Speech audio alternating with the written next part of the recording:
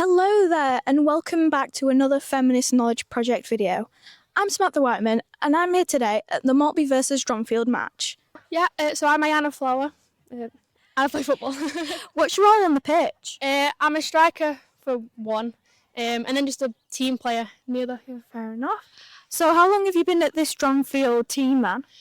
So I've been here. I started when I was 9, and then Really? I did leave for like 3 seasons, I think it was. Yeah. Just things happen, and then I came back for my women's open age football. Yeah. Can you tell me how you first got into football? I went to my brother's football. My older brother, he played for Dronfield as well.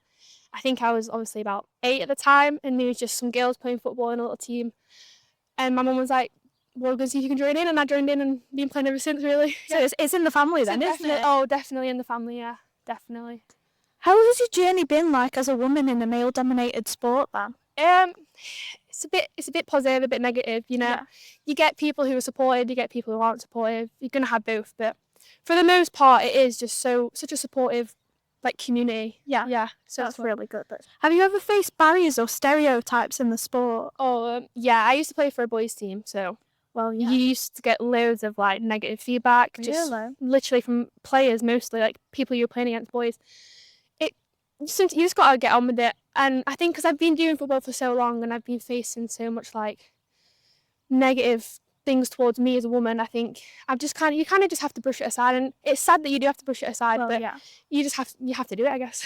So is that something that you would change about the future then? Yeah. Definitely. I think there just needs to be some sort of way it's gonna have to change somehow. I think it's stopping a lot of people from wanting to play football, personally. I think even in professionals, I think some of them, they deal with it way too much than they should, and I think it takes a really negative impact on people, and it stops them from playing. I mean, they might not want to continue. Yeah, I think it needs to be changed. Do you feel like you have to prove yourself to other players? Personally, yes. I'm just that type of person.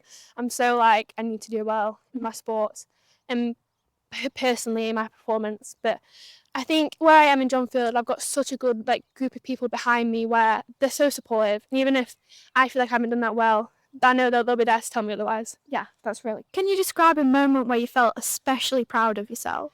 My first game in the FA Cup. I think that was probably one of my biggest achievements while playing football. I was only 16 at the time. It was my first season back at Dronfield, and I'd just been picked for the first team to play in the FA Cup, and it was brilliant. We ended up winning the game. And it was just one of the best days of my life. Yeah? Yeah. Really good to hear. How does your team support each other both off and on the pitch? Off the pitch, we're literally just like a group of friends. Yeah. It's just that type of relationship with each other.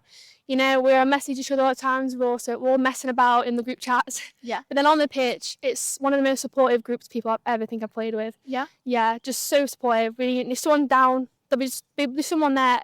It's always going to be a group of people that's going to be there. Yeah. There's always at least someone there that's going to tell you otherwise, maybe you're doing really, really well, just to help pick you back up. Yeah. Oh, that's really good to hear.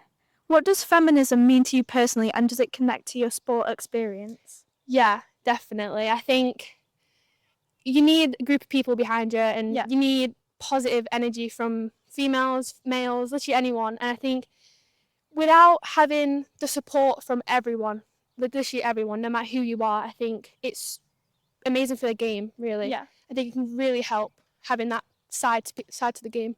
Have you got any advice for someone that might be watching who might want to get into the sport?